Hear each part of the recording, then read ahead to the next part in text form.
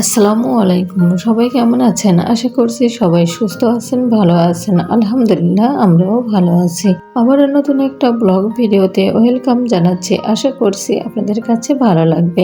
আমি কিন্তু আজকে এই যে সকালে চলে আসছি একটু সেটা রুটি বানানোর জন্য। আমি এই যে বোতলটা ছিদ্র করে নিয়েছি, ছিদ্র করে কিন্তু এই যে সেটা রুটিগুলো বানিয়ে নিচ্ছি। আর এই যে এই পদ্ধতিটা দেখছিলাম আমি শিশির আপুর ভিডিও দেখতে যেয়ে দেখলাম এভাবে করা। তা আসলে ভিডিও দেখলে কিন্তু অনেক কিছুই হচ্ছে শেখা যায়। তা আমি এটা কিন্তু শিখছিলাম শিশির আপুর কাছ থেকে। আমরা সবাই জানি কিন্তু যে সিটা রুটি বানাইতে গেলে চুলার অবস্থা খুবই খারাপ হয়ে যায়। এই ধরনের বোতল যদি ছিদ্র করে নেওয়া যায় তাহলে চুলায় কিন্তু ছিটা পড়ে না কখনোই। তো খুব ভালো একটা আইডিয়া পাইছি, তা ভাবলাম আজকে আমি বানিয়ে ফেলি।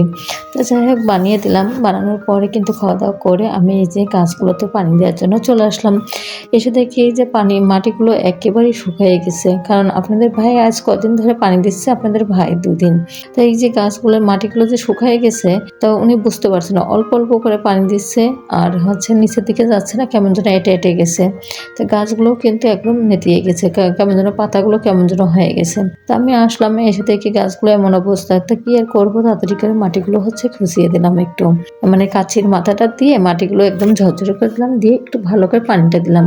দিয়ে দেখেন কি সুন্দর, মানে টমেটো ধরছে এত সুন্দর, মাশাআল্লাহ দেখতে ইচ্ছাই করছে। অনেক বড় বড় হয়েছে আর গাছগুলো কিন্তু অনেক টমেটোই ধরছে।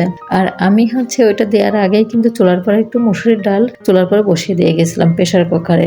ঝাল, পেঁয়াজ, রসুন আর হচ্ছে লবণটা দিয়ে পানিটা দিয়ে বসিয়ে দিয়ে গেছি। তা এসে দেখি মসুরির ডালটাও ফুটে গেছে। তা ওইটা নামিয়ে রাখলাম। নামানোর পর আমি এখানে মানে চচ্চড়িটা চুলায় দেবো, চচ্চড়িটা চুলায় দিচ্ছি। তা আলু আর হচ্ছে যে মাছ, যে মলা মাছ যেটা আছে সেটা হচ্ছে আমি চচ্চড়ি করবো টমেটো দিয়ে। এর আগের দিন একবার রান্না করছিলাম, তা ওটা বেশি শুকনো হয়েছিল। তা আজকে আপনাদের ভাই বললো একটু ভিজা ভিজা রেখো, মানে অল্প অল্প একটু রেখো। তো আমি কাছে আচ্ছা ঠিক আছে। তাই এখানে একটু মাখিয়ে নিলাম, একটু মানে ঝাল, পেঁয়াজ, একটু রসুন বাটা দিয়ে, হলুদ লবণ দিয়ে, তেল দিয়ে মাখিয়ে চুলার পর দিয়ে দিলাম। মানে মাছগুলো আলতো হাতে মাখলাম, মাখিয়ে হাতটা ধুয়ে পানিটা দিলাম। আর টমেটো দিয়ে আমি কিন্তু সবসময়ের জন্য পরে যাই হোক ওইটা চুলায় ওই পাশে হচ্ছে। আর আমি কিন্তু এখানে আরেকটা তরকারি চুলায় দিয়ে দিলাম, চিমির তরকারিটা।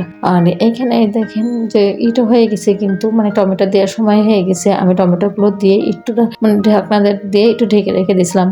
বেশ পানি বেরিয়ে গেছে এখন। তখন তো মনে হচ্ছিল পানিটা নেই, এখন পানিটা বেরিয়ে গেছে। যাক ওই পাশের চুলায় টমেটো হচ্ছে, আর এই পাশের চুলায় দিয়েছি যে সিম, আলু। তো এটাও হচ্ছে আমি একদম সিম্পল ভাবে রান্না করছি। এটা রান্না করতে করতে কিন্তু আমার এটাও হয়ে গেছে যে ওইটা নামিয়ে ফেললাম। আর নামানোর পরে কিন্তু আমি এখানে হচ্ছে সাইডের চুলায় হচ্ছে আমি মাছটাও ভেজে নিলাম, কারণ হাত কামাই দিব না কখনো। আগে যদি করতাম তাহলে মাছগুলো যদি আগে ভাজতাম তাহলে এই যে অবসর সময়টা মানে বসে থাকতে হতো। তাই ভাবলাম যে ওই পাশে হচ্ছে হয়ে গেলে, কারণ এই তরকারির আগে ওই তরকারিটা যে আগে হয়ে যাবে সেটা বুঝতে পারছি। এই জন্য হচ্ছে আমি আগে ওই চুলার উপর দিয়ে আগে ওইটা রান্না করে নিয়ে তারপরে কিন্তু মাছটা ভেজে নিলাম। ভাজার পরে কিন্তু এই যে পেঁয়াজ আর জিরাটা ভেজে উঠে রাখছিলাম সেটা দিয়ে দিলাম বাটনা করে। দিয়ে তরকারিটা কিন্তু নামিয়ে ফেলেছি। নামানোর পর কিন্তু আমি যে ডালটা বাগার দিচ্ছি, তার টমেটো দিয়েই আজকে ডালটা রান্না করছি। রান্না করা হয়ে গেছে, আমি কিন্তু হচ্ছে সব কিছুই অফ ক্যামেরাতে সব কিছু করে নিচ্ছি। করার পরে আমি হচ্ছে গোসল করে আসছি আর অনেকগুলো কাপড় পরিষ্কার করছি। কাপড় পরিষ্কার করে এসে খাওয়া দাওয়া করে নামাজ পড়ে ভাবলাম একটু শুয়ে থাকবো।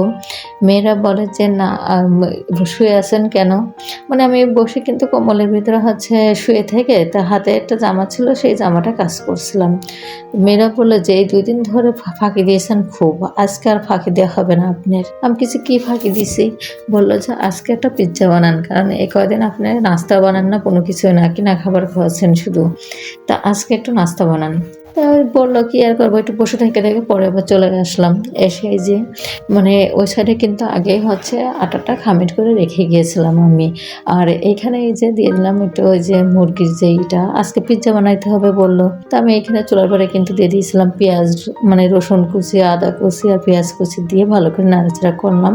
করে এখানে যে বুকের মাংস যেটা ছিল সেটাও একটু দিলাম, দিয়ে নাড়াচাড়া করে এখানে সয়া সস দিয়েছি, একটু পরিমাণ মতো লবণ দিয়েছি, এখানে হচ্ছে গোলমরিচের গুঁড়াটা দিলাম, দিয়ে ভালো করে নাড়ছি।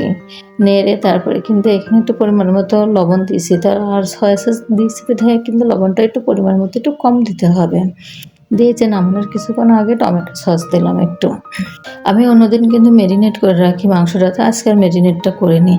আর এইখানে যে আটাটা খামির করার সময় কিন্তু আমি এখানে দিয়েছিলাম একটু গুঁড়া দুধ, একটু পরিমাণ মতো চিনি আর একটু সয়াবিন তেল দিয়ে ভালো করে আর পরিমাণ মতো লবণ দিয়ে আমি মাখিয়ে রেখে দিয়ে গেছিলাম হালকা কুসুম গরম পানি দিয়ে। ইস্ট দিয়েছি একটু। অন্যদিন একবার বানাইছি সেদিনকে কিন্তু বানানোর সময় আমি ইনো দিছিলাম। আজকাল ইনো দিয়ে একটু বেকিং পাউডার দিছি আর ইস্ট দিয়েছি 1 চামচ। এগুলো দিয়েই আমি এটা মানে মাখিয়ে রেখে গেছি। আর ইস্টটা খুব বেশি দিইনি, আমি একটু কম দিছি পরিমাণে, কারণ এটার একটা ফ্লেভার আছে, ফ্লেভারটা আমার মেয়েরা পছন্দ করে না। তো আমি কিন্তু এটা রুটিটা বানানোর জন্য হাত দিয়েই করছিলাম, করতে করতে ভাবলাম বেলুন দিয়ে, ফিরে বেলুন দিয়েই বানাই এটা। তো বানাইতে দেখি যে হাত দিয়ে সুন্দর হাতেই। তো বেলুনটা এখানে আমি হাত দিয়েই ধাবাইতে সুন্দর করে সেট করলাম, করে তারপরে কিন্তু ওই যে পিৎজার প্লেটের পাট দিয়ে দিছি। পিৎজার প্লেটের পাট দেওয়ার পরে কিন্তু আমি এখানে 2 রকমের সস দিয়েছি। একটা পিৎজা সস আর একটা যে এই চিলি সস, দুইটাই দিছি। দিয়ে পরিমাণ মতো দিছি এটা। তারপরে যে মাংসটাগুলো রান্না করে রাখছিলাম সেইগুলোই সেট করে দিয়ে দিচ্ছি। তো যারা আমার ভিডিওটি এতক্ষণ ধরে দেখছেন তারা একটা লাইক দেন, কারণ আপনাদের একটা লাইক আমাকে আরও একটি নতুন ভিডিও বানাতে উৎসাহিত করবে। আর আমার ভিডিও যদি আপনাদের কাছে একটুও ভালো লেগে থাকে তাহলে সাবস্ক্রাইব করে পাশে থাকবেন, বেল বাটনটি অন করে রাখলে আমি যে ভিডিওটাই দিব না কেন আপনাদের কাছে নোটিফিকেশন চলে যাবে। তো যাই হোক, এই যে কথা বলতে বলতে আমার এইখানে টমেটোগুলো ওই যে আমি কেটে রাখছিলাম গোল করে 5 পিস, এভাবে করে আমি সাজিয়ে দিচ্ছি। এখানে গাজর দিয়েছি, ক্যাপসিকামটা দিলাম আর পেঁয়াজের ফালিগুলো দিয়ে দিচ্ছি। তা আমার ছোটো মেয়ে আবার এসে গেছে, দেন আমি একটু সাহায্য করি। তা আমি বলছি থাক, তোমাদের আর এখন সাহায্য করতে হবে না, এতক্ষণ পর এখন আসলে সাহায্য করতে। তা বললো যে না, একটু পড়তে পড়তে চলে আসছে, এসে আবার দেখতে আসছে যে আমি আদৌ করছি কিনা। পরে কিন্তু এইখানে যে কাঁচামরিচ আমি ছোটো ছোটো করে কেটে রাখছিলাম, রাখার পরে একটু গোলমরিচটা দিলাম। এখানে আবার একটু পিৎজা সসটা দিয়ে দিচ্ছি। আর তারপরে দিচ্ছি কিন্তু এই যে মানে চিলি সস যেটা আছে সেটাও দিব।